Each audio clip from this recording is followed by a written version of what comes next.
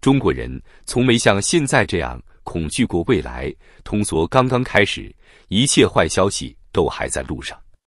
不敢辭職，不敢生病，不敢結婚，不敢消費，甚至不敢做夢。你以為今天已經夠慘了？對不起，接下來才是真正的大戲。而最讓人心驚的是，哪怕央行把利率降到0，甚至降到負值，中國人也不會把錢拿出來消費。你沒看錯，把利率降到負的，把存款趕出來也沒用，因為老百姓根本沒錢，更沒底氣。每次討論消費問題，總有人跳出來說，中國老百姓有160萬億存款，不消費就是心態問題。抱歉，那些錢絕大多數不屬於你，不屬於我，也不屬於大多數普通人。看官方數據，截至2024年底，招商銀行零售客戶 2.10 億戶，金葵花及以上客戶日均資產250萬，有523.57萬戶，占比僅 2.49%。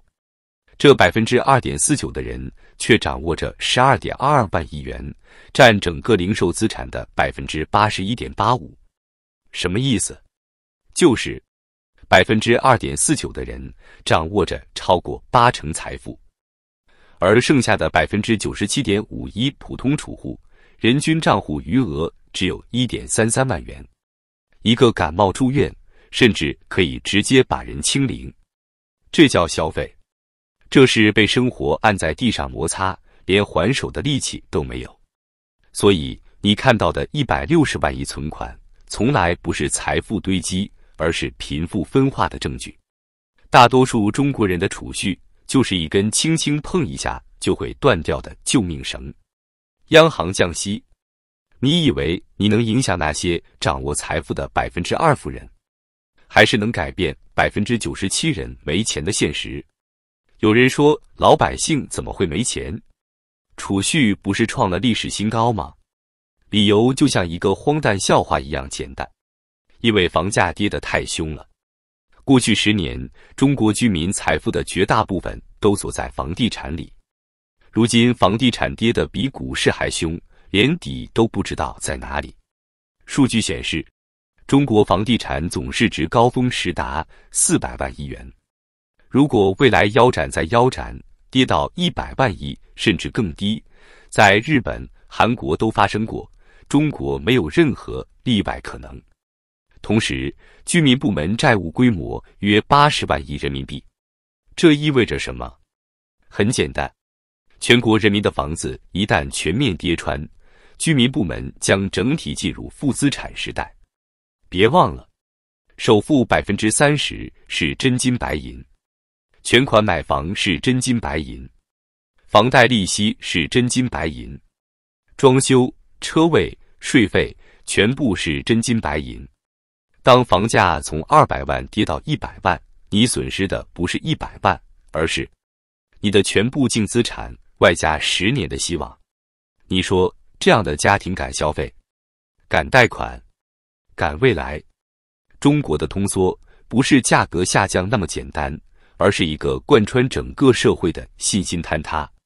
最明顯的指標是失業率，尤其青年失業率。官方數據去年一度停止公布，就是因為太難看了。專家普遍認為，中國未來 50% 的勞動者將不得不依靠零工生存，送外賣、搬運貨、臨時工，沒有社保，沒有穩定收入，沒有6險1金，連加班都是奢侈。當一個社會出現這樣的趨勢，它的儲蓄就不再叫錢，而叫看病錢、養老錢、失業錢，以後幾年吃飯的錢。這些錢不是財富，這些錢是命。你敢說這部分人有能力消費？你敢說降息能刺激他們花錢？哪怕利率負到負 5%， 他們也只會抱緊最後一點現金。因為他們知道，一旦生病、失業、家裡出事，沒人會救他們。而這一切就是通縮的真正本質。全民不敢花錢，全民只敢求生。有人說，降息能讓物價上漲，讓大家早點買，怕漲價嗎？對不起，那是歐美的邏輯，不是中國的現實。如果不改革收入結構，不改善分配制度，通脹就是窮人活不下去，富人越來越富。中國如果通脹來得快，會發生什麼？很簡單，最窮的那群人會死得更難看。即使你不關心老百姓，也得關心富人吧，因為富人掌握着中國經濟的命脈。問題是，富人最不可能在降息時代把錢留在国內。事實上，中国現在的存款合計超過325萬億元，資本只要外流2%到3%，人民幣匯率就會被打穿。而降息意味着什麼？海外利率更高，資金更容易套利，匯率承壓更大，資產價格更不穩。你敢降，富人就敢跑，富人跑了，企業投資就會停，投資停了，失業就會漲，失業漲了，通縮就會更嚴重。這是惡性循環，不是一刀降息能解決的問題。中國消費不起來，只因為2句話：心裡沒底，兜裡沒錢。這才是真相，這才是根。任你降息降到地心，任你放水放到淹死人，老百姓就是不敢消費，不是因為摳，而是因為怕，因為活不下去。最可怕的不是通縮，而是通縮才剛剛開始，地方財政還沒報完，房地產還沒到底，實體經濟還在往下沉，企業倒閉潮剛露出苗頭。未來3到5年將是過去30年裡最難熬、最黑暗、最令人窒息的時期。中國人的好日子還在後頭，所有人都在縮，企業縮投資，老百姓縮消費，政府縮預算，年輕人縮人生計劃。通縮時代就是全民躺平時代。過去10年來，中國家庭負債率從28%躍升到接近70%，其中90%都來自住房貸款。當一個社會的家庭把未來20年的收入全部提前透支掉時，經濟自然失去了向前衝的力。現在房價一跌，家庭資產端被砍，工資不上漲，收入端被卡，消費當然會掉頭向下。這是一個結構性問題，而不是靠降息能解決的。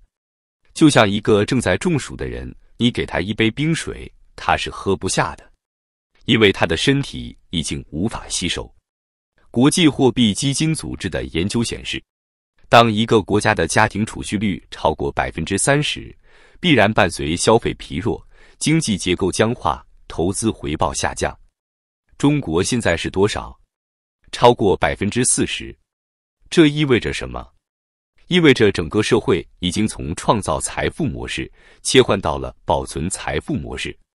你會發現，現在身邊所有人都一樣，不敢換手機，不敢旅遊，不敢大額支出，不敢生孩子，不敢裸辭，不敢離婚，不敢再借錢。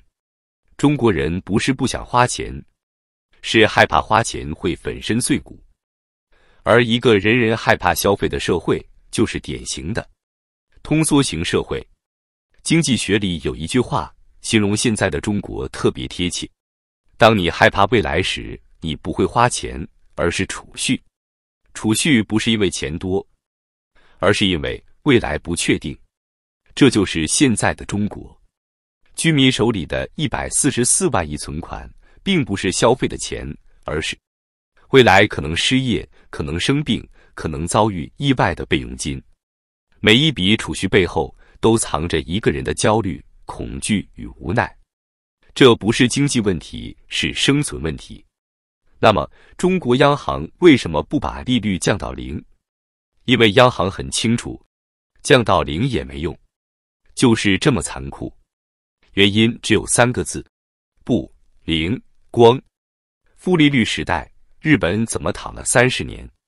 歐洲央行降到負0.5%，經濟照樣滯漲。大水漫灌的年代已經過去，老百姓沒有信心了。中國的問題是收入下降、債務過高、資產縮水、社會焦慮，而不是存款利息太高。降息能刺激投資，企業現在不缺錢，缺訂單。